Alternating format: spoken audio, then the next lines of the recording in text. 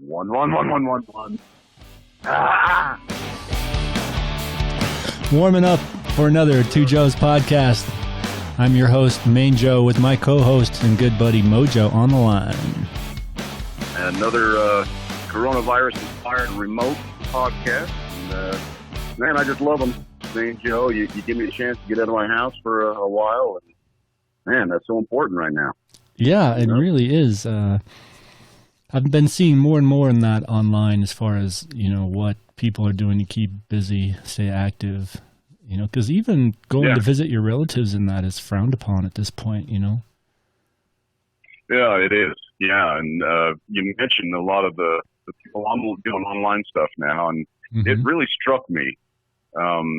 I didn't really have an appreciation for how valuable a live studio audience is for like Colbert or Kimmel or some of these guys. Yeah. And I watched Colbert. He did his first one without a studio audience, and it really seemed like the exact same jokes that he was telling just fell flat because there was no audience there to laugh at them. Yeah.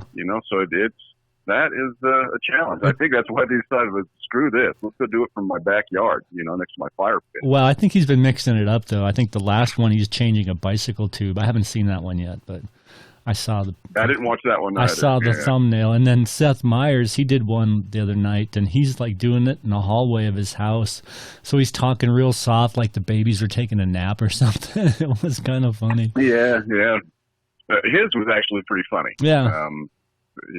But again, if there's no studio audience there with the little sign flashing laugh or applause or this or that, then, I started realizing, wow, these guys aren't as funny as I thought they were. Well, I don't know if it's so much that, but if you've ever been to a comedy club or something like that, you get that infectious laughter going on. And I don't think it has so much to do with the applause sign as it does just people enjoying it. They're all together. They're in the same vibe. They're all glued to the same guy. And it's just, it's more electric. It's more dynamic. But that's true. And some people in the comments have been saying things like, oh, it feels like he's talking directly to me now, that there's no laughter behind him and he's just in his house or whatever. It's all casual. So some people are really liking it. Depends on your attitude. Yeah, I still find him enjoyable. I still watch him. I do too. Yeah, mainly because I'm hungry for any kind of content. I know. Right now. I tell you, I miss my hockey big time. You got so many games going on all throughout the week. There was never a shortage of hockey. Ovechkin's having a great year, and Crosby's playing well, and the young up and comers, Austin Matthews and what's his name on the Oilers? I can't remember his name. Anyway, so there was a lot of good hockey going on, and I miss it. Yeah, and I'm the same with the NBA. It's one of my favorite things is to walk. I'm a 2-minute walk from my favorite sports bar and go have a club sandwich and watch the Utah Jazz, and man, I miss it. Yeah. Well, let's get to some recent points. Sure. I wanted to start with one about the COVID-19. I think, I definitely this morning I saw another report that says, and this is going to get nebulous, and I'm probably going to screw it up, but has China now said that the Wuhan province, where the first cases were detected, has now gone 3 straight days with 0 new cases being reported. Did you hear anything like that, or did I kind of mess that up? I don't know. I didn't hear that. I don't know that you messed it up. The only thing I heard about that is that they're starting to lift restrictions in that city. Yes. I read that. I saw that report too. Yeah. I just saw a headline on that. That's all I saw. So that's good. I think they are still. That's a good thing if we can trust the Chinese Communist government to be straight up about it. Yeah. But, and I understand they're still restricting travel, international travel into that province. That's still shut down. Okay. But they haven't. I guess they haven't had any herd transmission, any local transmission.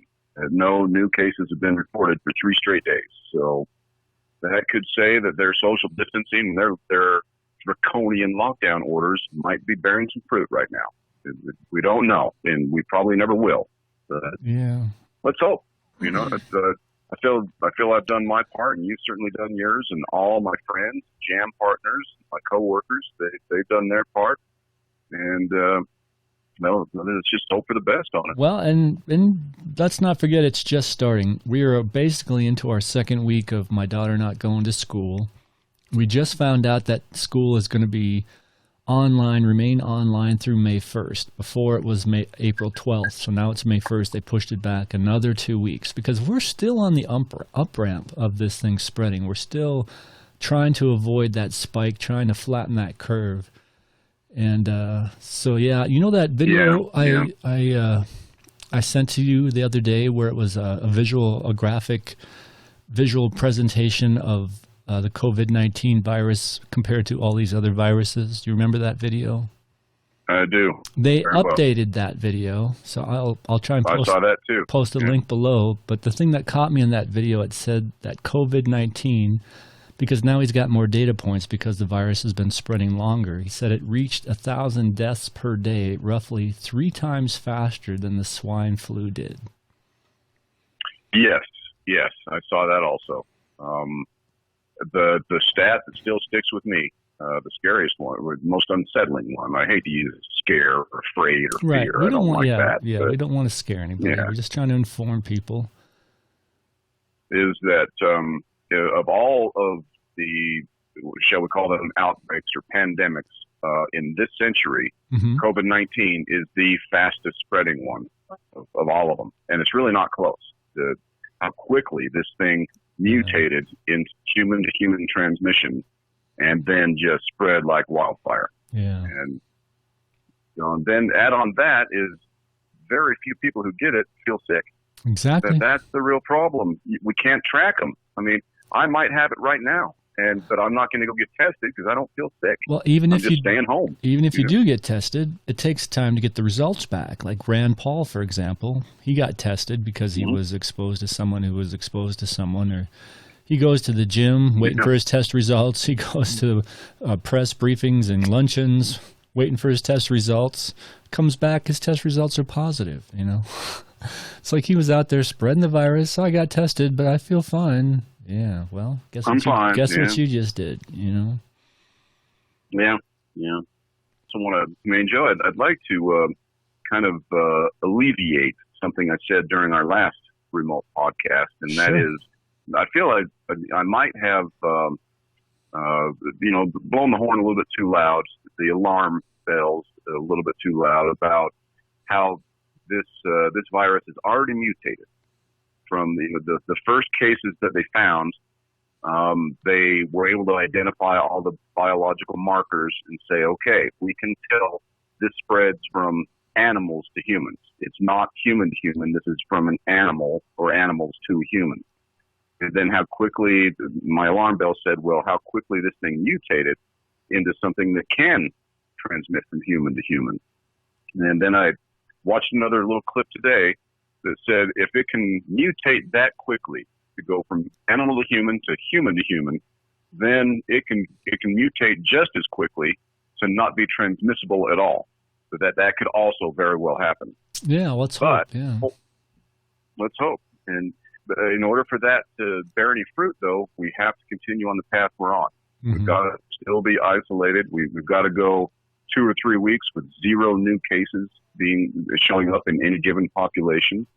And then, even then, still be cautious. If you do go grocery shopping, I don't know, wear your mask, protective eyewear, rubber gloves. I don't know. I haven't done any of those things. But,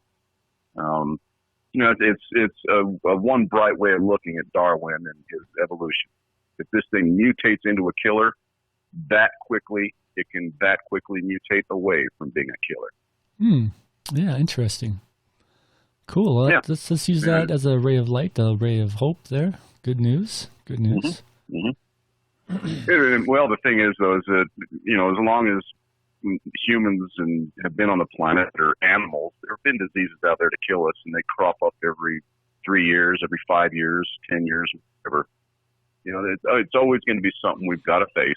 And, I'm just glad I live in the time we do now, Joe, instead of like in Civil War, when they didn't realize that germs could be on the cutting blades where they're amputating somebody's leg. Yeah. They didn't know that back then. They didn't know to boil water. They didn't know penicillin. They didn't know cleanliness, you know. I don't know, though. I saw something just the other day that said the doctor that discovered washing your hands was a good idea was in 1840, and that would put it a bit before the Civil War. But yeah, granted, you know, wartime amputations on the battlefield was never. There's no way that's gonna be sanitary or anything. But yeah, 1840. Well, he discovered that, hey, this guy that just got done messing with this cadaver and goes over and helps this woman deliver a baby. He never washed his hands, and that's a problem. He realized that. And then we saw, then we saw a complication. Yeah. You know, and that's very interesting. 1840. So look how long it took for that to become general prescribed knowledge around the world. That's pretty amazing, considering. Yeah, that seems pretty late to me to put two and two together. Well, today it seems obvious. Yeah. You know, of course, you wash your hands and get rid of the filth and all that. But, you know, it's interesting times. Interesting times. So, well, I raised the big point I wanted to about how these things mutate, and they can mutate into something terrible or away from something terrible. Did you have any points you wanted to raise about these times? I didn't get anything good like that. I know Kyle Kalinske was talking about, or maybe it was David Pakman was talking about what they're doing to try and find antiviral treatments and a vaccine, and some old drugs they're just trying out to see if they might work. But it got technical real quick, and my brain just clouded over. I don't know what he was talking about, or if it's even worth mentioning, or how hopeful it was. But at least he's out there talking about it. They're out there trying. Other than that, just some quick stats. New York City basically shuts down today. Today is like the first day where they're kind of in a mandatory shutdown mode.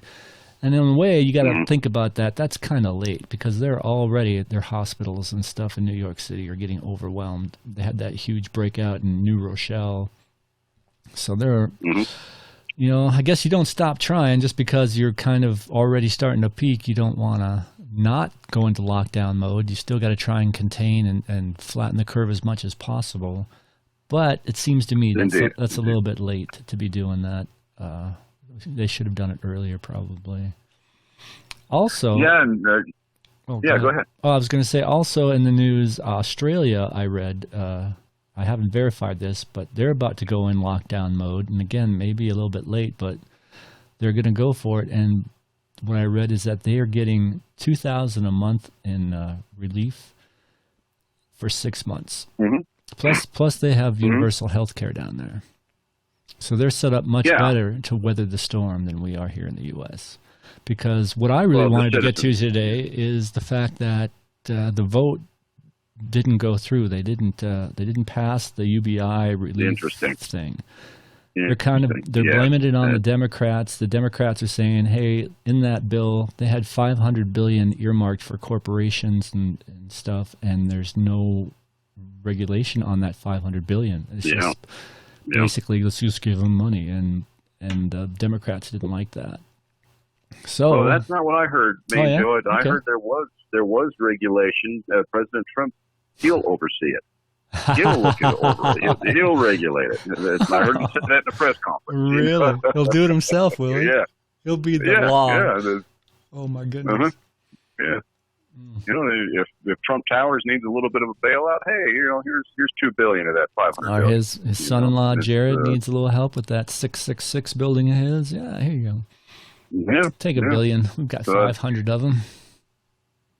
You know, that's an interesting point you raised, Main Joe, and it showed. That's one of the reasons I really enjoy memes on Facebook and other social media outlets. It encapsulates a whole bunch into a graphic image with some captions, and you can kind of get the gist of what they're saying. You don't have to go read a 2,000-word article and do a bunch of research. You can understand what they're saying. And this meme I saw today, if accurate, has swayed me. And I'll do my best to be very brief on this. So the last two votes it has been the Democrats blocking passage of the, what do we call it, the COVID-19 Relief Act, Yeah. or whatever it is. Yeah. And so those are the headlines then. It's the Democrats stopping this bill from being passed. Yep. Helping Americans. Or we could call it the stimulus package. Another way to say it. The $1 trillion stimulus package. The two, I've heard as high as $2 trillion. You know, really? Again, I hadn't heard that. Interesting. Who knows, wow. Okay. Who knows what the truth is? But here's the meme that I saw today. Okay. And, take this, do your research, listeners. Don't take my word for it. Look it up yourselves. The meme says, okay, and it's like a back and forth conversation. The first one is Republicans, saying, we understand that we need to make you sandwiches. And the Democrats say, we agree. The American people need sandwiches. And the Republicans say, then the Republicans respond, okay, this Sunday at 5 p.m., everybody in the government gets ham sandwiches. The rest of America gets poop sandwiches. And Democrats respond saying, no, I don't think poop sandwiches are going to help anybody. Then the Republicans come right out and say, look, Democrats don't want the Americans to have sandwiches. And then the media headlines are Democrats block sandwich bill for America, and then, it just kind of goes on like that. But what is truth here? Are the Democrats trying to do what Obama should have done back in 2008, 2009 when he took office? And that is, don't put the money into the hands of the people who caused that crisis. Just like today, don't put the money into the hands of Boeing and Exxon and all these companies who say they need all this help. Put it in the hands of the people who will spend it. You'll keep afloat for the next 3 months. The people who will go and buy, and drive the economy. Is that what the Democrats are fighting for? Because if that is it, they've got to be much more vocal about it. They've really got to start shouting that from the rooftop. Yeah. We're not going to go with this Republican corporate bailout plan again. We're not going to do that. This money is going to Americans, not corporations. Messaging is so critical and crucial and so tricky. And that's one of the ways I think Democrats really fail repeatedly, is they fail to get out their message in a way that people can comprehend and take in and remember.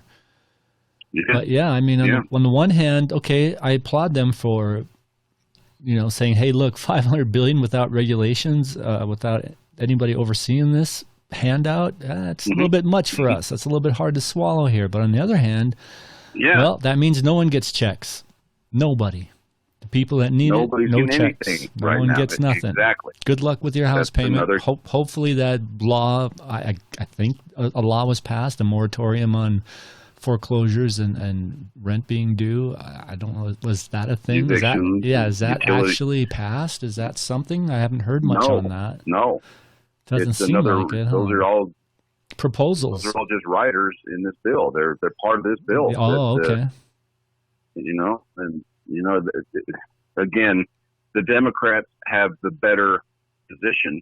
They just don't know how to sell it. They don't. Again, messaging, as you said just a moment ago, look how effective Trump was at messaging during the 2016 election.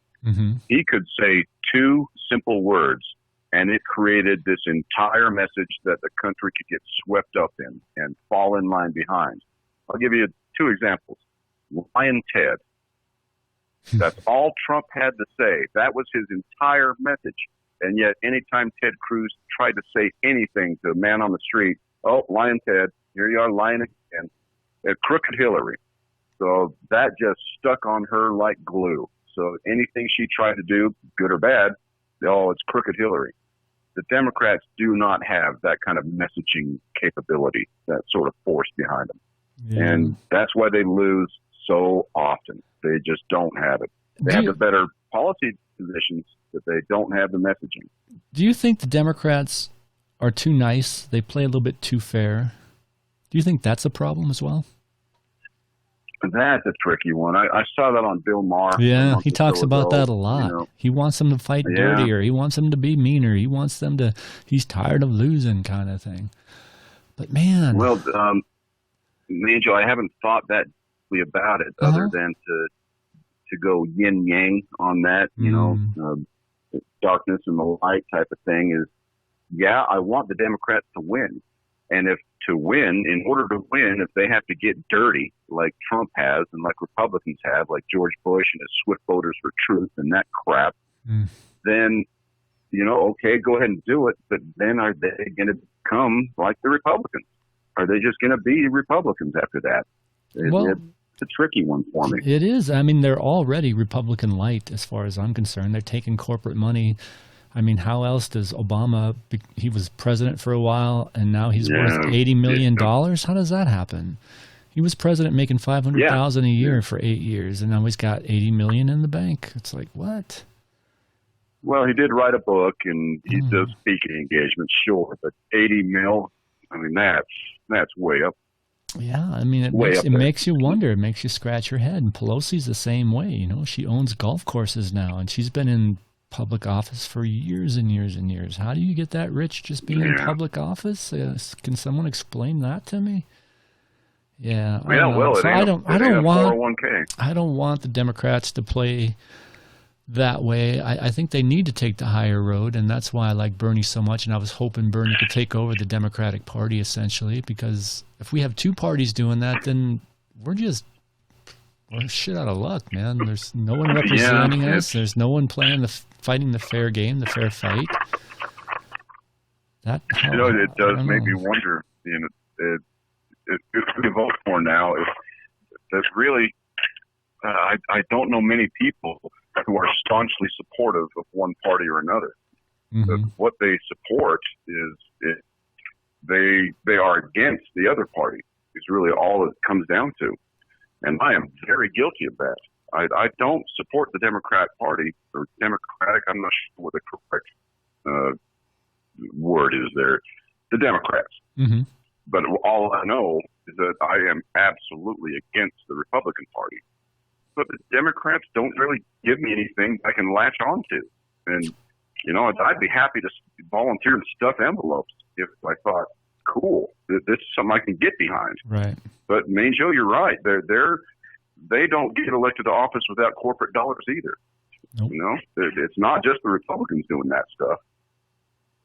Yeah. Speaking of corporate meetings, corporate donors, I guess sleepy Joe Biden came out of his 1 week of rest after the big debate, and did you see any of those videos where they kind of compiled a bunch of his stumbling and his gaffes and his slurring and his where was that Joe Biden in the debate? He's back to his old ways again. Oh, man. It's so strange. That I saw it on Hannity, actually. He's been posting a couple of those, and Main Joe, it was concerning. And I thought, my God, this is really who they're going to run up against Trump. And I keep expecting Biden to stroke out in some debate or some town hall or just essentially collapse and start drooling and have to be wheeled out. Yeah, the guy man. Alzheimer's is a slow creeper, though. It just gets slowly worse. I mean, my mom had it, and she went on for years. Just getting a little bit worse every day. So I don't think it's going to happen fast enough to save us. I don't know. It's pretty sad. I just feel like he's being foisted upon us. The Democratic National Committee is just saying, "Oh, this is our best guy. This is who we're going with. This is our guy." Whether he's can handle the job or not, whether he's in good health or not, this is because we want to stay in power and we want to call the shots, and we don't want Bernie taking over the Democratic Party. So here you go. Sleepy Joe Biden slurring his words. United States American. I put more credence in that back in 2016 when I believe there were some shenanigans that essentially trampled Bernie down and handed the nomination to Hillary. But we do have to at least tip our cap toward the American people, and Biden has had resounding electoral victories over Bernie Sanders. We cannot deny that has happened. Yeah. And the the DNC is not out there changing ballots, I don't believe. And, it probably was similar back with Hillary in 2016. That we just have to face the fact that more people voted for Hillary in the primary, in the caucuses, than supported Bernie Sanders. And that's what's happening now. And it's a shame. It's a real shame. You're probably right. I think. Yeah, you're probably right. She probably did get more votes than Bernie, and Biden probably is getting more votes than Bernie in this case. However, you can't tell me that shenanigans are not going on. I'm not buying it. I mean, Brian Tyler Cohen, he had a clip on not too long ago with Donna Brazile. Do you know who she is? Yeah. I think she was pretty high up in the DNC back in 2016 when Bernie was running against Hillary, and she's on this clip getting all pissed off at Republicans because Republicans are trying to tell Democrats that, oh, these primaries are all rigged, they're rigged against Bernie, blah blah blah, and she's getting all mad at them, saying, oh, you guys can't do that, why don't you stay out of our business, blah blah blah. And I'm like, oh my God, I can't believe Brian did that, because he's usually pretty sharp and he knows his stuff pretty well. But she was the one who lost her job because of the shenanigans back in 2016. She was the one who called Bernie and said, Bernie, they're rigging it against you, dude.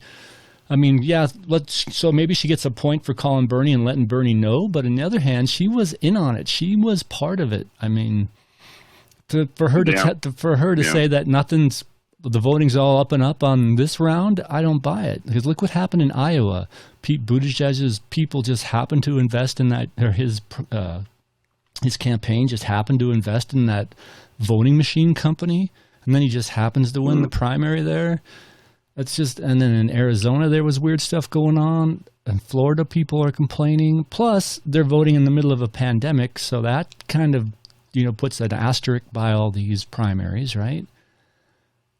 I don't know, man. Of sorts, I guess, of sorts. I'm not saying that Bernie should be winning, but I'm just saying, geez, I wish we could have more confidence and faith in our voting process. So they better start working on November. What are we going to do in November if this pandemic's still going on? People are still trying to stay home. We got to get voting by mail has to step it up, man. Yeah, I'm already starting to look forward to. Well, I'm not looking forward to it. I'm expecting Biden to be the nominee, and I am now so disheartened by his decline that, man, I'd hope he picks a great running mate that that can inspire some sort of support for the Democratic platform. Either a Klobuchar or a Warren or even Bernie Sanders. Talk about how would that be as a turnaround, that Bernie is VP. Could that happen? Well, no. I don't think so. I think it should be Tulsi or Yang would be a good pick. I think I'd be happy with either of those two. I think Bernie's just too old to have two old guys in there like that. I just don't think that would be wise. Well, that's fair enough, and I like Yang of your two choices there, and that I believe would energize some of the base. I think it could. Okay, Biden's slipping a little bit, but we got Yang in there, and he's sharp, and I liked a lot of things he said. Yep. I'm going Democrat this time. Yeah. That would be a good call. It might be a good call. There isn't one single Democratic candidate that can beat Trump, but a team, a pick and a VP pick could defeat Trump.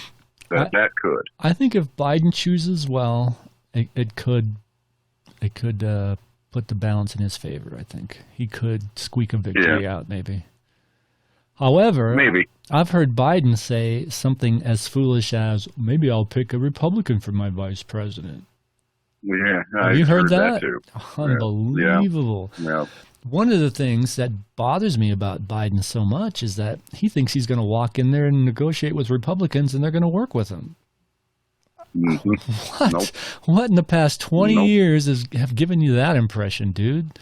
They are, and especially when Obama was in, they were so giving the Democrats the cold shoulder on everything. It's ridiculous. Everything. They said numerous times, our goal is to make Obama a one-term president. And not let him do anything. Not even nominate a Supreme Court justice. Yeah. It's just a nomination. Yeah. They wouldn't even let him do that. They wouldn't even let him take a vote. No, wouldn't bring it up. Yeah. So Republicans, that's why they win so frequently, is they write the rules of the game and then break those same rules. Yeah, they play hard ball, man. They pull no punches. They tell you what they're going to do, and they do it, and it's against the law, and they don't give a fuck. Mm-hmm. So did you see something else that might be newsworthy that we can mention here is I think Lieutenant Governor Patrick of Texas, I want to say today. Did you happen to see him on Tucker Carlson either today or it was last night? I forget. No. And boy, did the Democrats, some of them piled on his appearance there. Really? And he essentially was saying, number one thing is we've got to get this country back up and running. And, I've got 6 grandchildren. I'm 60 plus years old, and I'm not going to be able to get his exact words, but the gist of it was, let's get people back to work. And if you're an older, more susceptible person for this outbreak, then we'll do our best to look out for you. But tell you what, if it came up to me, if choice was made to me that I could die tomorrow, but I could promise a better future for my grandkids, I would do it in a heartbeat. You didn't see any of this, huh? Mm-mm. So Brian Tyler Cohen, Brian Tyler, one of the guys you and I both, he did an expose on it, saying, "Boy, isn't this amazing that now Republicans are saying, well, you older people out there, go ahead and take one on the chin, even if it means you die, we'll have a better future." Wow. Back in 2010, it was all death panels for old people under Obamacare. So now go ahead and die now because things will be okay for our kids. But back then, they came up with the death panels lie. So maybe check that out after the podcast. Yeah, I think I will. Yeah, I like Brian normally. Yeah. I mean, I've watched his videos for pretty much going on a little over a year now, probably, and that was the only video where I ever thought, I think you screwed up there, Brian. He's usually really sharp, has done his homework. He's pretty good. Yeah. But on that one, I couldn't believe he's supporting, he's backing, he's defending Donna Brazile of all people. I think Brian needs to watch some Jimmy Dore now and then, Jimmy Dore despises Donna Brazile. Oh, he does. Yeah. Not to jump back too far, but we were talking about DNC shenanigans in 2016. Mm-hmm. And the best example I saw, but I believe this was again on Bill Maher's show, where he showed a clip, I think it was an iPhone clip of the Democratic convention before the 2016 election. Mm-hmm. And it was, I believe it was time for Wisconsin to declare, with their support and everything. And the leader of the Wisconsin delegates got up there and said, "We pledge to Hillary Clinton." And then right behind that person is somebody holding up a sign, obviously a Bernie supporter, saying Bernie won like 81% of the counties in Wisconsin. And yet, through, I don't know, super delegates or under other malarkey, to use the Biden term, other malarkey. Yeah. The Wisconsin's going to Hillary Clinton. So, I'm not sure what brought me back to that, Angel, but bringing up, I brought up Donna Brazile again, and just she was a member of the DNC corporation. The people that run the Democratic Party. She was part of it, and they. Well, I think she ran it. Wasn't she? She might have been the head of it. Oh, I think technically Hillary was the head of it, but Donna Brazile was way up there in the organization. But anyway, that's what we're getting at is, we don't feel represented. Who's representing the workers? If the Democrats aren't doing it, they're not even giving Bernie a fair shake. I mean, the Democrats used to be the party of the workers, of the unions, Who are they now? They're corporatists, just like the Republicans. And the super delegates, how are we ever going to have the change that people need and want if the super delegates are there to block anything? Even if Bernie did beat Biden. Superdelegates Well, may not go for it, and there's enough of them to sway it the other way. Mm-hmm. But too is Democrats used to be the party for the middle class and unions, and it used to be. And remember, we had Pat Bagley on, and that was one of the first topics we raised on politics. Was we talked about Noam Chomsky, the linguist from Harvard or MIT, and I forget where he's been teaching for years, and came out very bluntly and said the Democrats gave up on the middle class decades ago. That they have not been, they'll give us charter schools and maybe a job promise for jobs training or something like that, and then that's it. Nothing else. Essentially today, the Democrats are the middle Republicans, the moderate Republicans. Yeah, they're Republican light. They're centrists. Yeah, they care about re-election, and in order to achieve re-election, they need big dollars from corporations, big dark money. So they're in the same. I don't know. I think the last Democrat we had was Jimmy Carter. No, it's the last true Democrat. Might have been, dude. Might have been. Yeah. Yeah, I mean, Jimmy Dore even talks about at the 2016 DNC convention that they were using sound cannons for these Bernie people that were trying to raise a ruckus and trying to do what you're supposed to do at conventions is, challenge authority and say, hey, this is our candidate over here. And they use sound cannons. Jeez, I can't talk.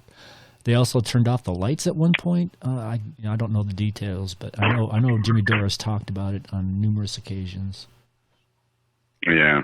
Sounds just like a farce to me, man. Well, as Mark Twain said so many years ago, voting is really not all that important, because if it were, they wouldn't let you do it. That's pretty good, man. That sounds like something, what's his name would say, George Carlin would say something like that. George who? Carlin, is that right? The comedian? Oh, George Carlin. Carlin, yeah. He would say something like that. He thought it was all a joke, too. It's a big club and you aren't in it, I guess, is one of his taglines. I remember that stand-up very well. And, it goes back to, I think our government, once you get in government and you're a professional politician and you are in the corridors of power for years, you figure out exactly how much you can screw the country, especially now the middle class, without it resulting in revolution, torches and pitchforks on the street. You know how far to push it, how much to gouge the middle class, how many breaks you can give to the ultra wealthy without it resulting in major upheaval. That's really what they're doing. Yeah. And it's just, I don't know. And they haven't reached the threshold yet. Obviously, I thought they had, and I thought Bernie was a shoo-in for the nomination this time around. I really did. I did too. But apparently, enough people aren't hungry, enough people aren't starving, enough people aren't struggling with healthcare costs and that they're not voting for him. So I guess we're just not there yet. We haven't reached that threshold, and it might have to take the next person coming up, AOC or someone like that, to keep carrying Bernie's torch for the people, and maybe someday, probably going to be too little too late to get a Green New Deal passed to save the planet and keep it habitable. So I don't know. One of the interesting stories I saw come out about the COVID-19 thing, and I haven't verified it, the links I was watching were kind of suspect in my opinion. Being a long-time internet user, I can see the flags when it's a phishing scam or when it's just a general scam. If they're just trying to pull one over on me, I like to think my bullshit detector is pretty decent. But anyway, what these videos were showing were that because of the COVID-19 virus and people staying indoors and not going out, not running their motorboats or cars or whatever, that the water was clearing up and fish and dolphins were returning to places in Italy. So they said I saw that. They said there were some swans in Venice and there were some dolphins in another city further south, I guess. I don't know. Yeah. It reminds me how prescient the movie The Avengers movie, Infinity War, a big blockbuster, came out a year or two ago. Mm-hmm. And essentially half of all organisms in the universe got wiped out. So the Earth went from 7 billion people down to around 3.5 billion. Wow. Anyway, the gist of it was Captain America was talking to one of the other characters and saying, well, yeah, we can do that, man, because, we're here in New York, but there's so few people and the waters aren't polluted anymore, and we can probably make that happen. It's amazing what's going on now. There's a parallel, I guess. They're seeing swans in Venice, and they can actually see in the water now. Yeah. It's not all murky. Right. They could see fish. Yeah. Yeah. It's pretty amazing. I think the planet would heal itself pretty fast if we would let it, if we would get out of the way. Isn't that what happened with the ozone layer? Essentially, we figured out, okay, these aerosols are causing a problem. Let's ban them. Let's regulate them. And then the ozone basically kind of healed itself, right? And similar thing we did with leaded gasoline. We were basically poisoning our atmosphere with lead, burning all this leaded gas. So scientists stepped up, and the scientists said, hey, this is kind of stupid. You might want to stop burning leaded gas. It took a little time, but we got it done, and now we don't burn leaded gas anymore, and we haven't for decades. I just don't know why now all of a sudden we can't come to agreement on the fact that what we're doing to the planet just is not sustainable, whether or not it's us doing it to the planet or what, but it sure kind of seems like we are when you see things like this going on, people staying home and the planet suddenly healing itself. Yeah, and water clearing up and everything. Yeah. The question for me, Main Joe, isn't any longer whether these impacts are occurring.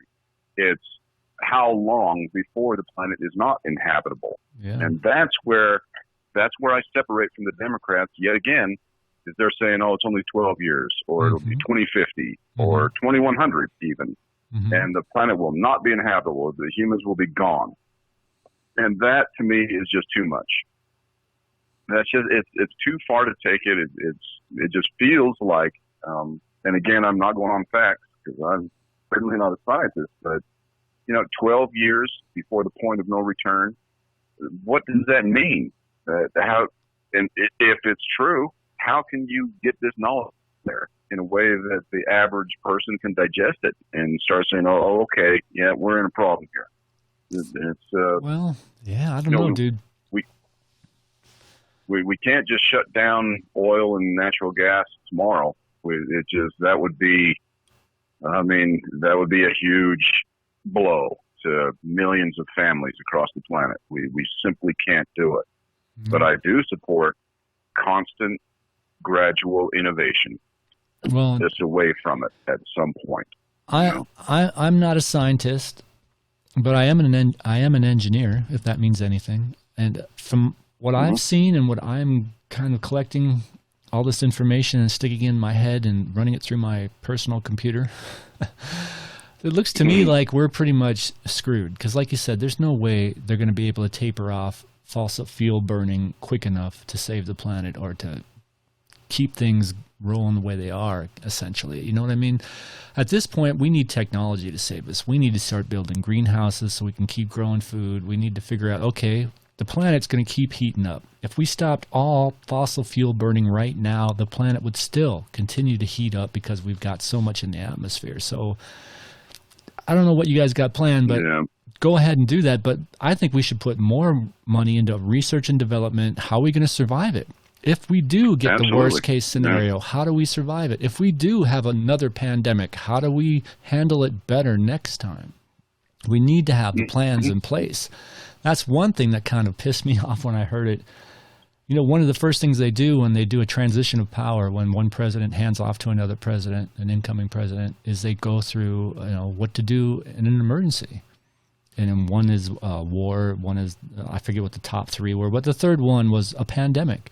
So the Obama administration did this with the Trump administration. They said, okay, this is what you do. You got your people in place. This is who you talk to. You got to have consistent messaging, and there was a list of things. This is how you handle a pandemic. This is the things how you handle an emergency.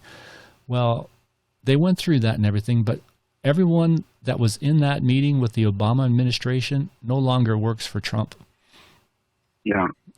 Yeah, so exactly. all that knowledge is gone. It's nuts. lost. I mean, they had no clue what they were doing. And then plus that in 2018 where they fired the whole pandemic crew and then and Trump claims no responsibility, yet he's tweeted multiple times that and when you're a leader, you know, the buck stops with the leader kind of thing. And the leader has to take responsibility, blah, blah, well, blah. He tweeted that. He did. Yeah. A lot of people are showing that tweet, and he answered that question in the press briefing. Oh, I don't take any responsibility for this. Exactly. Dan, do you know anything? That was amazing. Yeah, that was amazing. What was the tweet, Joe? I think it was a 2-sentence tweet. Yeah, something about when anything happens, if anything happens, it starts and stops with the president. When things don't, it starts and stops with the president. And then he's out there, well, no, I don't take any responsibility for that. You know, and the guy just, talks out both sides of his mouth, man. He's, you know, that's kind of the way Republicans kind of do things. I mean, they even showed Hannity doing it. There's like, oh, this coronavirus thing is just something that you can use to try and crush Trump again. It's just another thing they're going to try and use to make him look bad. Then 2 weeks later, like, we got to stay home. We got to do this. We got to flatten the curve, blah, blah, blah. It's like, you think? Yeah. Not everything has to do with Trump. Not everything we do is to bring Trump down. You know, it's like sometimes we just call it like we see it. A fumbling idiot who doesn't know shit because he's just too self-obsessed. Absorbed. Did you see the press conference where he was asked point blank, well, with this stimulus bill or recovery bill, whatever, economic recovery, are any of the Trump organization's businesses going to benefit? Are they going to be getting cash disbursements? And Trump, like a master politician, immediately pivoted. Well, I'm not really sure. I haven't read the bit. I'm not, but I do know I donate all my salary. You know, my $450,000 a year, which he got wrong. It's $400,000 a year. But anyway, you know, he immediately pivoted to what a philanthropist he is, and how he donates his salary. And then I think it was Vox or of them did some charts and graphs and facts on the ground showing how much money the Trump organization, to include Ivanka and Jared and his kids, how much they've actually made. And the $400,000 presidential salary is a drop in the bathtub compared to what they've actually, you know. So again, just a master politician, and he'll get his supporters saying, yeah, see, he donates $400,000 a year. You know, that's more than I make in 5 years. Yeah. You know, and how much did he make when he had the military stay at his hotels over there in Scotland? You know, how much did he make then? And he hasn't, you know, they say he put his stuff in a blind trust. Well, we don't know because we can't see his taxes or anything like that. If Ivanka and Jared have made like $80 million the past couple of years because of their connections now that they're in the White House, I mean, how much does Trump made? You know, makes me wonder. Well, it goes back to this Hunter Biden thing. Ivanka and Jared made $82 million in 2018.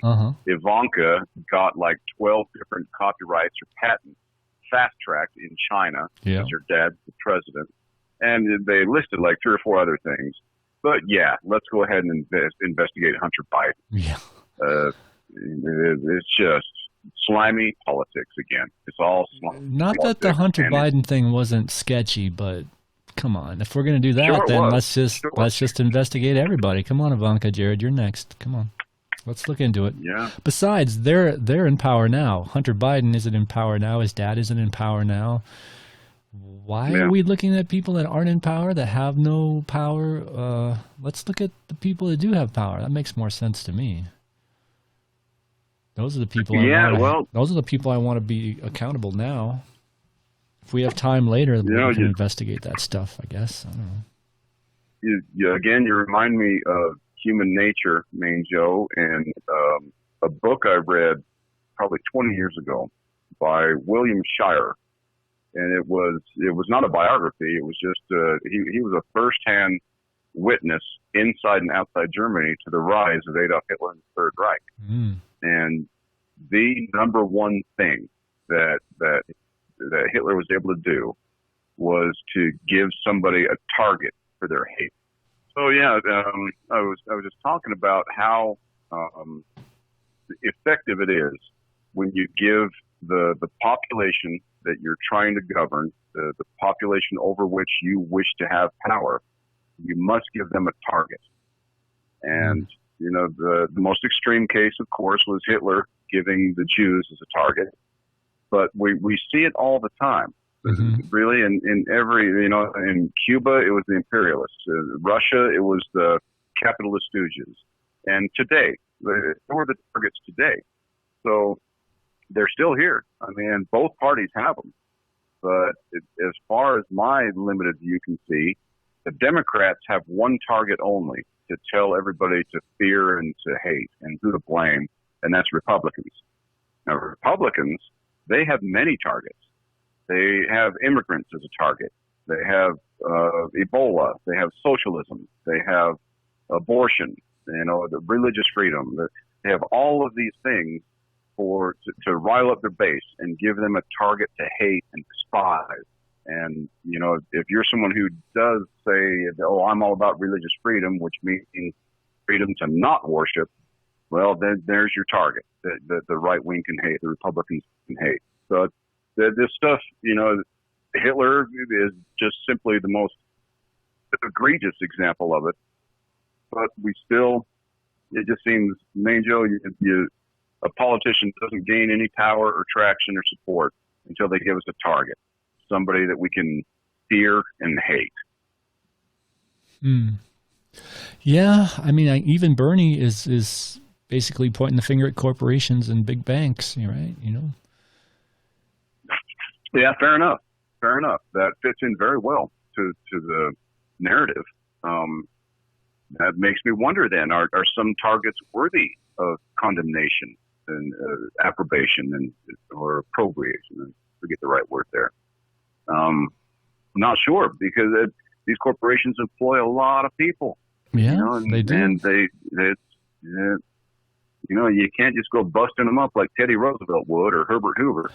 You gotta, I don't know. You take your battles. And I mean, those laws are in place for a reason, and we've used them in the past. We broke up the phone company, right?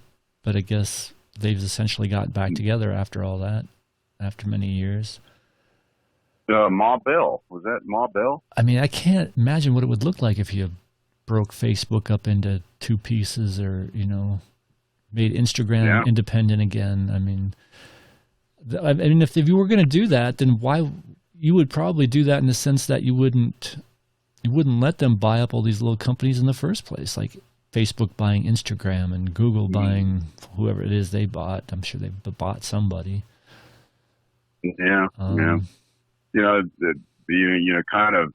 segue a little bit there into President Trump, and I don't know if he has or has not, but you heard about what is called the Defense Capitalization Powers Act or something, where in times of crisis, the president can issue executive orders, essentially taking over certain corporations and directing them to start producing ventilators and masks and gloves and things like that to combat this outbreak.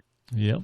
And Trump came out and he said something kind of sensible, and then immediately went to the fear mongering again. He said, we just don't. America is not built on the government taking over corporations and telling them what to do. We just simply don't do that. But then right after that, he used Venezuela again as an example. That's the Republicans' favorite example right now is Venezuela. You vote for Bernie, you're getting Venezuela. You're going to be eating rat meat and rotten cantaloupe and stuff. Because I can agree with him. The government should not be taking over corporations. But immediately to use fear-mongering tactics towards a false narrative in the first place. That's unconscionable. Yeah, Jimmy Dore talked about that a little bit. He said Trump invokes the Defense Production Act to expand production of hospital masks and more. And Jimmy Dore was saying, Trump is commanding private corporations what to produce. He was like, Trump's going full Maduro on us, man. I had to laugh. He's becoming the person he hates. It's hilarious. And then Kyle Kalinske was like upset, but he's like, okay, so he invokes this Defense Production Act, but then he doesn't tell him what to make. He has no organization or department on the pulse of what these hospitals need, you know? So he's like invoking this act, but then he's like, there's no leadership there. There's no, okay, let's get this team together. Let's figure out what we need. Let's go, let's go, let's go. And there's none of that. It doesn't seem like. Yeah. Yeah. You remind me of another meme that I saw about Boeing, the airplane manufacturer. Mm-hmm. And it was like 4 or 5 tweets in a row. The first one was all about the individual welfare. Well, why should hardworking American taxpayers have their money go to these deadbeats who lift themselves up by their bootstraps, and they're just on the backs of these taxpayers? And then it shows Boeing with a press release saying that they need $22 billion, or they're going to have to start laying people off in September. Well, why can't Boeing just pull themselves up by the bootstraps? And why do they need to go off the backs of hardworking American taxpayers? It was an interesting meme, especially after they just got a massive tax break 2 years ago, and they're sitting on massive amounts of cash. They did huge stock buybacks. They gave their board of directors and CEO huge bonuses and all this kind of crap. But now they're threatening not just the White House and our government, but they're threatening America, saying, hey, if we don't get what we want, we're going to start laying people off by the thousands. Yeah. There's something smelly going on there. It's tough, man. Because, on the one hand, it's smelly, but on the other hand, at some point, you got to let these companies crash and burn, right? I mean, if they can't survive, I've got to survive. I might crash and burn yet out of this whole deal. If they don't pass a stimulus package and I can't find a job because the economy sucks so bad, you might see me sleeping in the gutter, man. I don't know. At some point, you got to stand on your own 2 feet. But how do you find the balance? Well, that's a huge corporation. Boeing stopped making the jet, that 737 Supermax. They just stopped making it. They grounded the jet. They didn't deliver on their orders, and that alone affected the GDP, right? So if they go under completely, then thousands of people out of work. That it's not going to be easy to bounce that business back, People think it's so easy to bounce back. I'm telling you, it's not that easy to bounce back. Trump was up there saying, oh, yeah, we laid off all these people, but if we need them, we can get them back. Do you remember seeing that video clip of Trump saying that? I don't remember that one. Yeah, he was up there saying, like, you laid off all these people, blah, blah, blah. And he's like, well, I hate when these people sit around and they don't do anything. I'm a businessman. So if we lay them off and if we need them, we'll get them back. Well, it's not that easy to get them back when you need them. If it's so easy, then why aren't you doing it? Why are you putting Pence in charge of this whole thing, right? And Jared Kushner, I heard some video clip where they tasked Jared Kushner with figuring out what to do, and he goes to some Facebook channel and writes down the 12 top responses and brings it back to him. And it's like, okay, so that's where we're at now. Sending Jared Kushner out to do research, and he goes to Facebook and finds his research. And that's just so sad. Well, Joe, again, you mentioned another point, and this is where I believe I'm biased, and I might be going on fake news here, but hear me out. So Boeing, is a major employer. I don't know, what do they have? 10,000, 20,000 employees, 100,000? I have no idea. I don't know either. A lot, and in multiple states too. And they're part of the military-industrial complex. Let's not forget that. Oh yeah, absolutely. So now we're seeing Boeing board of directors saying we need $20 billion or 50, whatever it is, or we're going to start laying people off. That's where our government, not the Republicans, but somebody would come in and say, okay, you go right ahead and fold, you go bankrupt. Some other competitor is going to take your place. In the meantime, we're going to take care of every one of your employees who got laid off. Let's try that, Joe. We tried the way. We tried the hundreds of billions of dollars going to corporate heads. Let's try to get the money into people's hands now. See what they do with it. I don't think they're going to go out and just start buying, cartons of Cools and Colt 45. I don't think that's what they're going to do with it. They're going to buy food and pay rent and stay alive and go work for the next airplane manufacturer that comes along. Yeah, I hear what you're saying. Screw Boeing. I hear what you're saying, and I think it's not a bad idea. I mean, I like in theory, I like the concept of saying, well, we can give $20 billion to Boeing to not lay you off, or we could use that $20 billion to cut you guys $2,000 a month checks for the duration of this. For 6 months. Yeah, for 6 months. 3 months for however long the pandemic lasts, and so you can find another job and keep your feet under you and all that. However, here's kind of the sticky point. I can't talk. Stinking point. No, not the stinking point. The sticking point is that, okay, well, when you cut the checks directly to the people and let Boeing lay them off, well, guess what they lose when that happens? Their health insurance. Yeah. So it would be one thing if we had Medicare for all, and those people could say, okay, we got the $2,000 a month plus, we've got Medicare for all, so we can weather this storm, we can ride it out. However, if you just let them lay them off, and then they lose their health care insurance in the process, is that a better deal? I don't know. Are we taking care of the people then? Your point, it can actually be very easily remedied in that whatever legislative action cuts checks to those people also says your health insurance is covered. Your kid gets cancer, you're covered. Let's put that one in there too. Okay, I would love that, but the Republicans aren't going to do that. They can't even agree. They can't even agree on this $500 billion that they allotted to struggling businesses without regulation. They can't even agree to put some regulatory something or other on that $500 billion. They're not going to just give Medicare for yeah, exactly. Who can't agree? Who doesn't agree though? The Republicans agree. Let's just give $500 billion. I'm saying that. These. Well, that's just it. The Republicans aren't going to. I don't know. I don't think they're going to give us health care, dude. I don't know. It could be remedied. Yeah, I mean, it'd be nice if we could put a little regulation on that $500 billion, give Medicare, give health care to everyone, and let Boeing lay them off. I'd be cool with that. Yeah.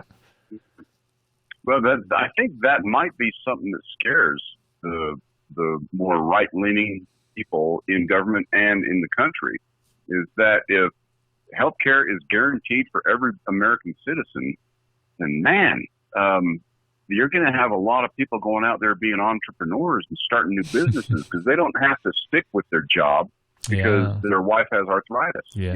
Suddenly, boom, there's a big upsurge. That's one of the main reasons I want healthcare for all. It's not only because I don't want to pay at point of service, but also because I want that freedom to go out and be an entrepreneur, start my own business, take care of my family while I do that. Because, it sucks having to, I can't quit my job because, healthcare. Or my healthcare at my job changed. I got to go find another job because healthcare. Got to have it. That's happened to me too. Yeah. My employer said, I can't afford your health care anymore. Well, I said, I got to go find another job then. Not because I hated the job, not because he couldn't pay me. He couldn't afford my fucking health care. Yeah. And that was way before Obamacare. That was way before Obamacare. Way before the recession hit in 08, 09. Sure. Yeah. So it's just crazy that we can't come to an agreement and say, look, it's ridiculous what we're doing to our employees and employers for that matter too. I mean, I've heard multiple stories from doctors saying the paperwork is just stifling. It's just crushing us. How much less paperwork would there be with Medicare for all? Oh, much. Or should I say universal health services? That's a better way to put it. Yeah. Let's get away from this. Let's get away from Medicare for all. I agree with you because this is better than Medicare, what Bernie is proposing. And that's what I mean when I say universal health services is Bernie's plan, where everything's covered. Even mental health is covered, at least to some degree, I believe, right? Well, dude, I want to see everything covered to the point where I can walk down the street and feel confident that people I'm walking by and next to are not stressed out about their father or themselves or their kid or something. Yeah. needing something, Yeah. whether it's physical or mental health service, and they're stressed out about it because they can't afford not just the $50 copay. A lot of people can't even afford that, and then they're worried they're going to get a $2,800 bill in the mail a month from now. It's just, you want to invest in America, you invest in Americans. It just boggles the mind. I said, yeah. I mean, my mom couldn't afford a $1,500 hearing aid, and how many times did we go rounds on the hearing aid thing? She's like, oh, it's too expensive. It's too expensive. It's too expensive. She could have had a much higher quality of life toward her in her golden years if healthcare would have taken care of that hearing aid and let her have her hearing aid. It's like, it's just so frustrating. And even one of the congresswomen, I forget, I think it's Katie Porter, a new up and rising Democratic congresswoman. She's just super, super good. If you've ever seen some of her congressional investigations where she's questioning people, she's just outstanding. But I guess she had an appendix burst, and rather than saying, get me to the nearest hospital, she was like, get me to the nearest in my service area in-network hospital. Yeah. And then find me an in-network doctor. And then even after all that, she got her appendix out and everything. She ended up getting a bill because, turns out that doctor wasn't in-network after all. That's just insanity. That was John Oliver, right? Is that where you saw that? I can't remember where I saw that, but it was... Well, I think I've watched that clip a number of times, and she was either a member of the House of Representatives or running for office. I think, in the House of Representatives. At that time she might have been running, but currently she is in the House, I believe. Yeah. So her appendix burst. Let's run through the timeline here, Mean Joe. Yeah. Her appendix burst while she's on the campaign trail. Yeah, and that sounds right. The first thing that she stressed about was the ambulance ride to the hospital. Yep. And that was going to cost however much. And Couple then grand. she started stressing, saying, well, we got to make sure, no, we can't go to that hospital. Let's take an extra 20-minute drive to go to this other hospital because that's the one that's in network for my health insurance. Yep. But then what happened, she got to the hospital that her insurance covers, but it turns out the surgeon that did an appendectomy and saved her life was not in their network. Right. And so she ended up getting a bill. And actually, it was based on current trends. It was a fairly reasonable bill of only like $3,200 or something like that. Yeah, which would have been the ambulance ride alone for a 20-minute operation. Yeah, and that's where John Oliver took over and said one of the main complaints Republicans have is that universal health services, Medicare for all, takes away our choices. Yeah. Okay, let's look at this then. You got a choice about whether to take an ambulance ride. You got a choice about going to an in-network hospital. And then when you get to an in-network hospital, you got a choice about what surgeon can perform the life-saving surgery on you. So he said, and this was the grabber man of the whole thing, was it's amazing how many choices you have to get fucked by the current medical system. And they've got you coming and going. Joe, they're coming and going. Yeah. Good stuff, man. I can't believe that people can't see it. I just don't understand. Don't understand it at all. You think the doctors would be pushing harder for it, Maybe they're just scared of losing some of their salary or something. I don't know if that's even the case, really. I don't hear doctors in Canada complaining. But, let's talk about that. But I think to get rid of this paperwork nightmare that they're dealing with, and I still remember that doctor that met Bernie on the street in Vermont, and he was telling him, look, my wife died because even we were dealing with insurance decisions and money decisions, and he's a doctor, and he ran into the same shit. And it's like, come on already. What are we doing to ourselves? Let's talk about something here, Main Joe, and this is... And I'm proud to say that this actually comes from my own gray matter here. This is something I came up with myself. I'm not parroting something I've heard here. Lay it on me. This is my own deal. Okay. How many? And I don't have an answer to this, but I suspect what the answer is. But I'd love to know your opinion. How many men and women go into medicine, surgery, infectious diseases, whatever, pediatrics, whatever? How many of them go into it to see the absolute maximum dollar amount they can make per year and over a career. How many of them do it for that reason versus how many of them do it because, man, they love curing people. They love being a hero. They love saving lives, especially kids. What do you think the proportion is? I want to say 50-50. I don't know. I think it's 50-50. Really? I think the reason I say that is because it feels like that's where it all kind of ends up. You know, you look at Democrat, Republican, it's right around 50-50. You look at this versus that, it's right around 50-50. That's why when something is as popular as Medicare for all and it's up around and they get the polls out and the polls are like in the 60% range, they think, whoa, that's crazy. Nothing gets that high of a response where we all agree that Medicare for all is a good idea. 60%, that's unreal. So I'm really kind of thinking this doctor wants to make money. This doctor wants to help people. I bet you it's about 50-50. That's my guess. Good. You know, I have no facts to refute or support what you just said there. I have none.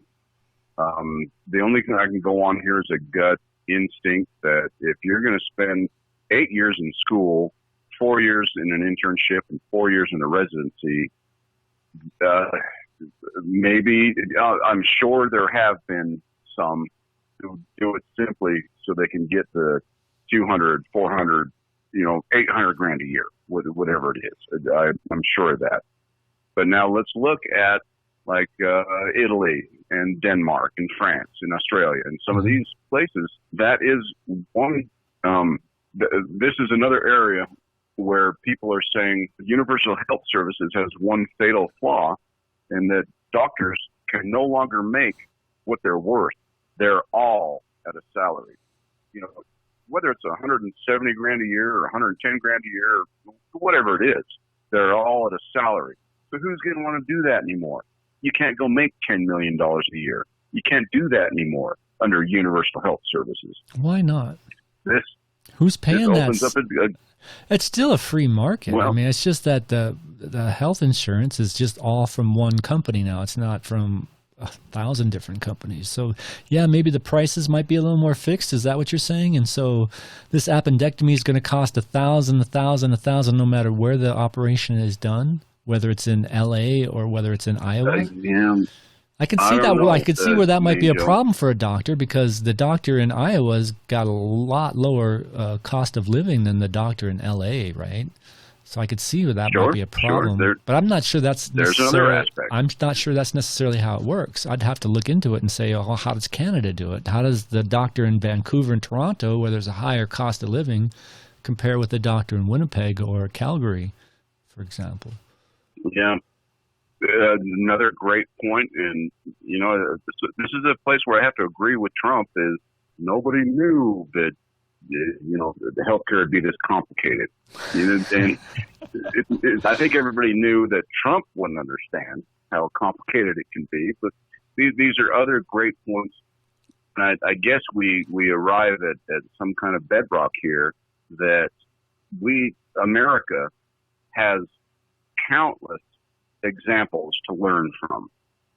We can look where it's going okay and how they're doing it and where it didn't go well, and certain events that happened that really spiraled it downward. Other things happened that made things go really well. We can learn from the rest of the world. Yeah, there's lots of examples. Yeah, there's lots of examples out there, man. Everyone's doing it. Mm-hmm.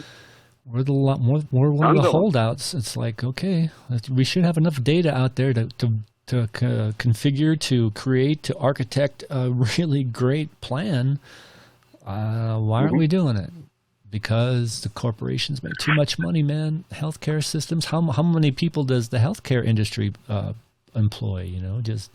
From all the people dealing with all that paperwork, all the middlemen, all the management people, all the people that go out and try and sell these drugs to doctors and pharmacies, and it's huge. It's a lot. It employs a lot of people. Well, and we spoke a few moments ago about Boeing. Letting them go bankrupt and supporting the employees of Boeing to get laid off, not the company itself. Right. So let's do the same thing with healthcare. Yeah. If Aetna and Kaiser and all these all these insurance companies who Yep. make money off denying claims. That's their biggest bread Yep. and butter right That's there. how they pay the denying CEOs the claims. big bucks. Yeah. Yeah. So if we move to universal health services, or from now on, let's call it UHS. UHS. We go to something like UHS, then let's do something similar that we would with Boeing. It's okay. The next year or two is going to be tumultuous. You guys are out of a job. We're going to make sure you're covered. We're going to help you out, and we're going to until you can assimilate and until things smooth out. Help them with the transition, because I mean, it's not the first job that's ever gone away, right? We've grown a lot over the past 50, 100 years, and a lot of jobs have come and gone. I mean, well, one of the best examples of that was the 2012 presidential debate, Obama against Romney, where Obama said, well, we use a lot less horses and bayonets today, too. That's pretty good. The cavalry and the bayonet makers, man, they need new jobs. They needed somewhere to transition to. And it's, Main Joe, you bring up one of our old friends, a name I haven't raised for a while, Shy Joe. I'll never forget one time. This is like 2 or 3 years ago, and he was talking about how much he hates Obamacare and is very much against the UHS, and he started giving reasons, personal, I guess, anecdotes about why he's against these things, and the main one he said was, man, why can't it be like it was back in the early 90s, where I was paying for my health insurance. I was paying for it every month, and my family was covered. And I kind of laid into him a little bit. I said, well, first, Shy Joe, you weren't paying for the majority of it. Your employer was paying for it. And he agreed. Oh, yeah, you're right. He was paying like $180 a month for his family. His employer was covering the rest. Then I said, do you realize that if your daughter gets a skinned knee, yeah, you can go to the doctor, pay your $50 copay, and you'll be fine. Your daughter gets leukemia, your insurance company can reject you immediately, and you are screwed. And he agreed with that also. And then we went through a litany of other things, and still at the end of the conversation, he was against Obamacare and UHS. He was still against those things. How do you deal with mindsets like that? Well, yeah, I think the mindset he has, and I've seen countless times recently even, is, oh, you want to make the government bigger. You want to make the government bigger. I want the government to help us out more. I don't know why it necessarily equates to the government is bigger because the government taxes us more and gives us more services. I mean, is that... Yeah, I guess it's bigger than the fact that the government does more. It has more money, I guess, technically. I don't know. I just don't see it that way, because I see our government as something that's there for us. It protects us. It serves us. It's for the people, by the people. It's run by the people. That's why we call them representatives. They represent us, technically, theoretically. I don't feel. Sure wish they did. Exactly. I don't feel very represented anymore, but. That's beside the point. The point is that I'm not scared of our government. I'm not scared of big government. I understand that Medicare and Social Security are the two most popular programs the federal government does, and they're big programs. Adding another they're obviously good at cutting checks, so why not another one where they're good at cutting checks to the doctors and hospitals? Yeah, to the healthcare professionals that have to wear the same mask for 5 days in a row. Have you seen some of those pictures of these nurses in Italy where they removed one of their masks and they've got bruises on their nose and cheekbones and eyebrows and everything? Because they've been wearing them so much. Yeah, but we're getting back into, and Main Joe, very well. We've been doing this podcast now for, coming up on a year. Coming up on a year, dude. Yeah. Yeah. And you know how staunchly anti-Republican I am. in pretty much every facet. Not all of them, but pretty much every facet.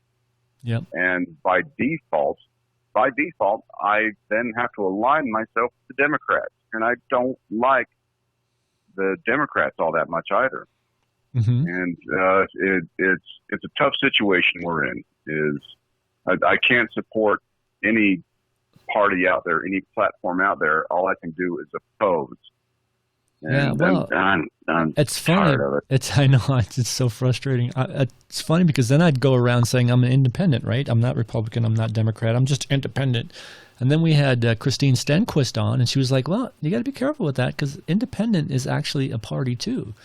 I did not realize that, and I still see Kyle Kalinske and others putting up these charts saying, look, independent is actually the biggest group of people. You got so many claiming they're Republicans and so many claiming they're Democrats, and look at all these people claiming they're independents. And I'm thinking to myself, well, if you explain to those people that independent is kind of a party, it's not what you think it means. That number might be a lot lower.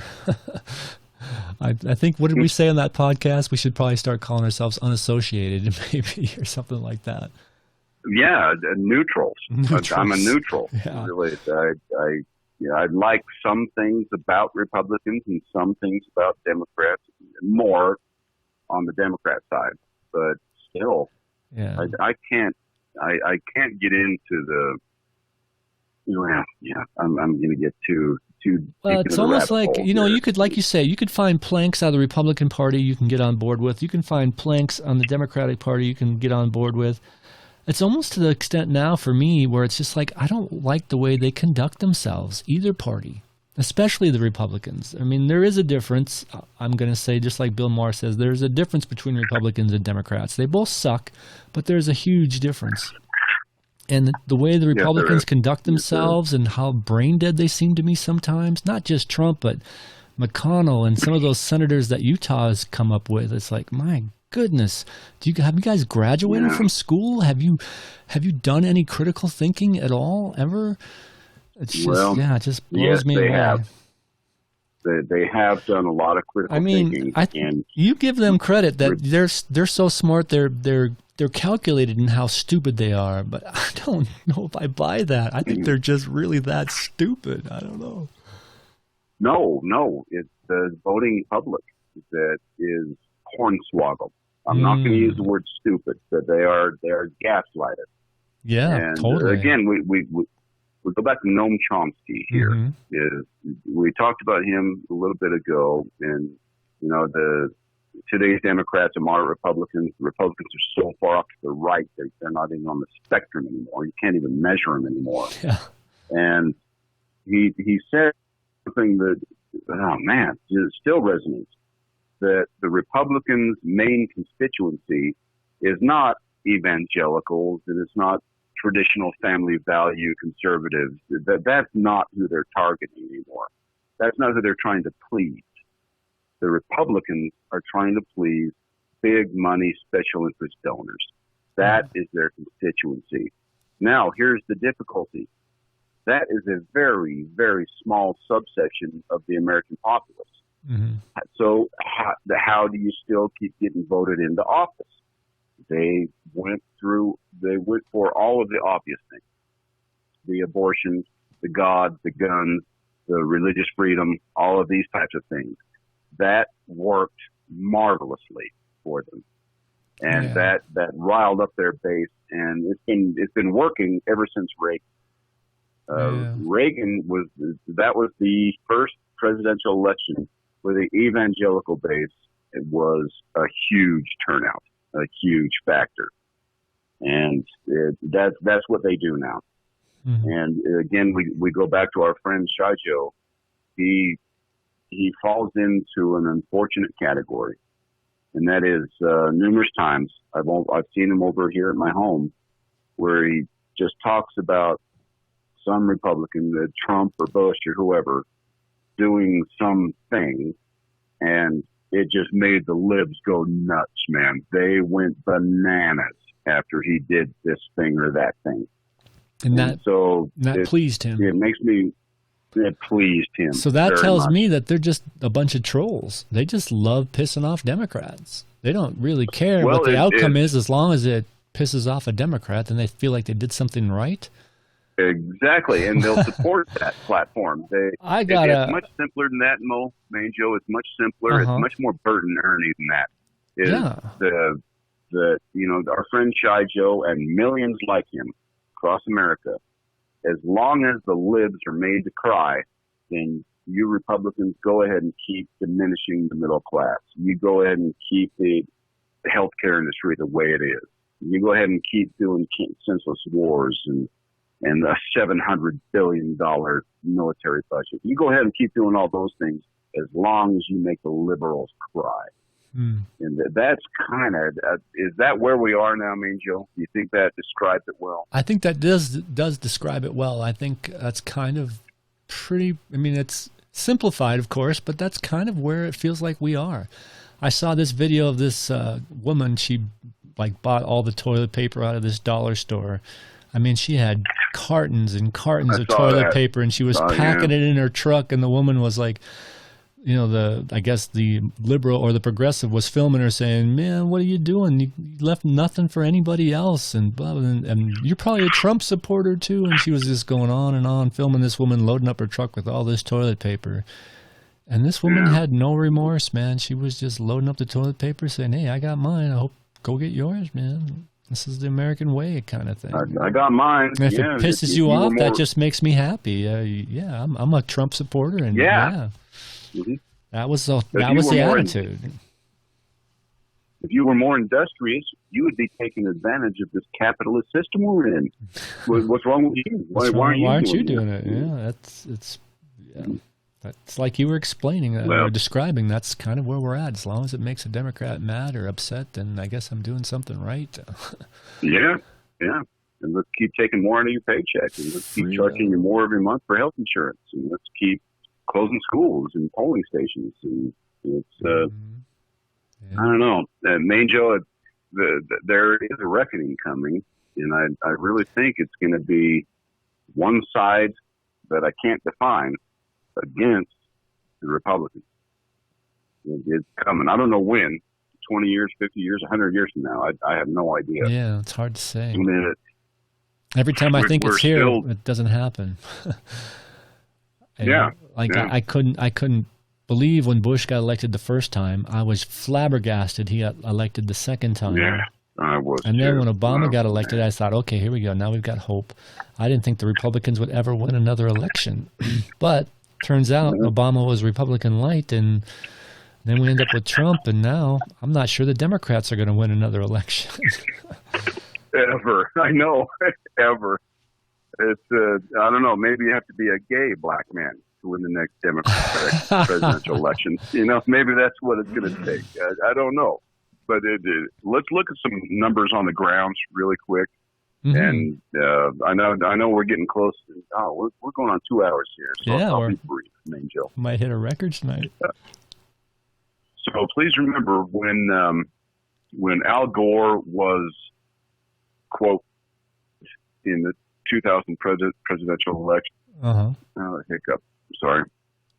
When he was defeated then, Bill Clinton had just introduced a balanced budget to the federal government. Yep. $0 owed. We were operating on a surplus from what I understood. Yes, and there was a surplus, $320 billion surplus, something like that. Something like that, yeah. Now, bear those figures in mind when George Bush took office. What happened immediately, and also bear in mind what would have happened if Al Gore had taken office. The national debt, not the annual deficit. The annual deficit was zero at that time, but I'm talking the national debt in the year 2000 was $4 trillion. Do you remember this, Joe? No, that sounds about right. It sounds right. Yeah, I can't. We're 4.1 trillion, something like that. And so a Republican takes office, and within 2 years, doubles it to 8 trillion. With his Medicare Part D and with the response to 9/11, invading and forever occupying Afghanistan, invading Iraq, all these things. He knocks it straight up to $8 trillion. Mm-hmm. Now let's assume that Al Gore had been elected to office.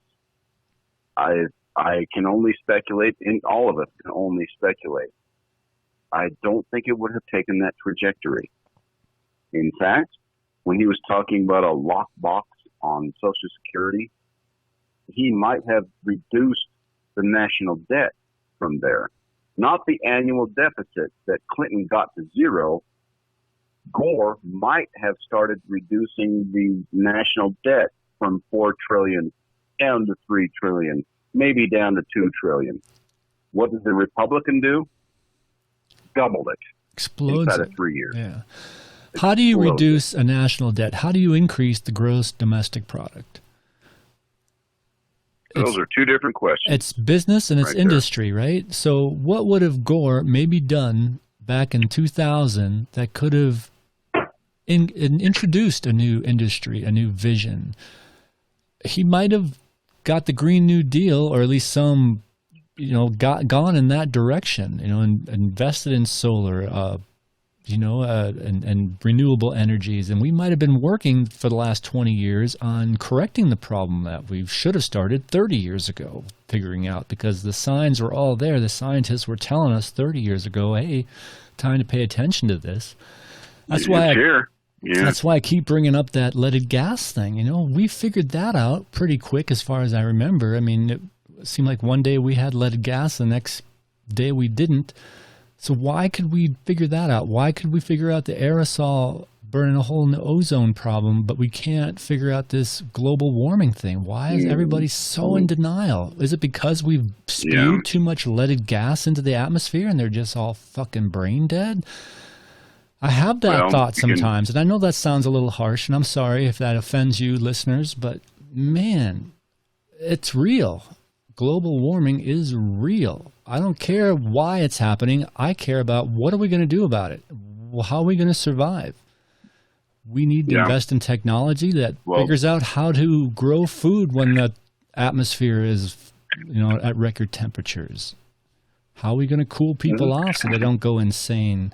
How are we going to we got to figure out this stuff, because I don't think we're going to reverse any of this. I don't think we can reverse it. I think we got to technology our way out of it and figure out how to survive, in spite of it. It goes to Darwin again, the adaptable, that those among us who are adaptable will survive and reproduce. Well, I guess my question is, why is the human race, we can even narrow that down to just Americans in general, why are we not as adaptable as we were back in the 70s or even the 80s when the ozone issue happened? I can't remember when that happened.